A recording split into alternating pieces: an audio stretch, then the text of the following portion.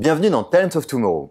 Aujourd'hui, on va voir pourquoi les fiches de poste sont has-been. Are you listening? Damn.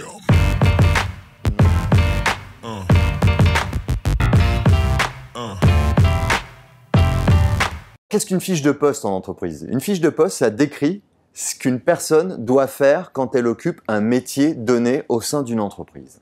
Et aujourd'hui, ça ne peut plus fonctionner comme ça. Alors, vous allez me dire, c'est marrant parce que dans le cinéma, s'en tenir à un rôle très écrit et suivre un scénario, ça fonctionne très bien et on se rue tous dans les salles de cinéma avec le sourire. En réalité, c'est pas tout à fait vrai. Si vous regardez vraiment le cinéma, effectivement, les réalisateurs, les scénaristes écrivent des rôles pour des acteurs.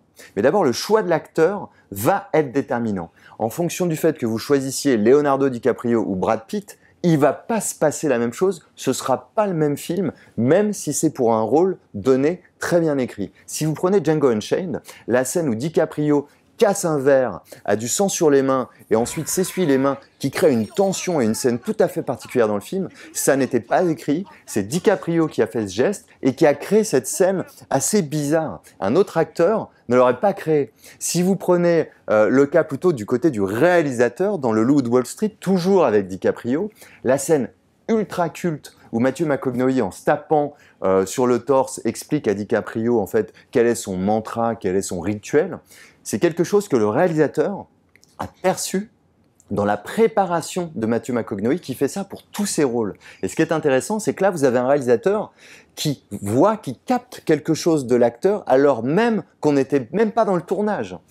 Et si vous prenez tous les imprévus qui peuvent survenir sur un film et qui font que rien ne se passe comme le scénario l'imposait, vous avez le cas d'Indiana Jones avec la scène culte du sabre où Indy tue d'un coup de pistolet à la personne qui est en train de faire tout un numéro avec son sabre. En fait, c'était écrit complètement différemment. Il devait y avoir un super combat, mais c'est simplement que ce jour-là, toute l'équipe du tournage avait la tourista et il devait complètement écourter la scène. Donc là, vous avez un contexte qui crée une scène culte et quelque chose qui n'était pas écrit.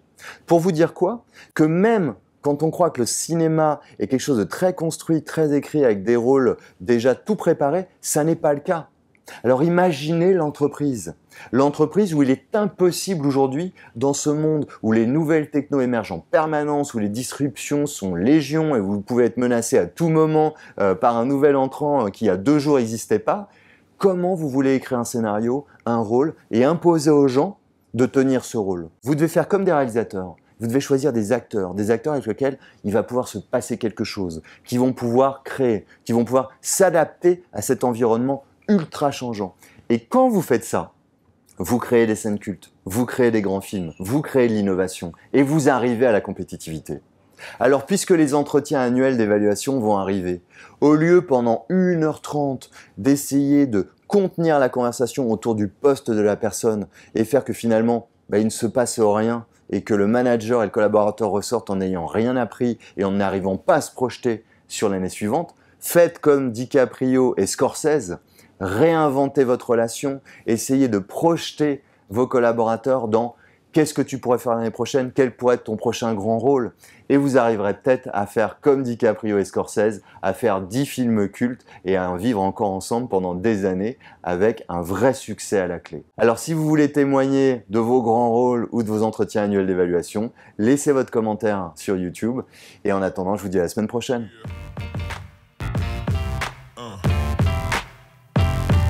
Yeah.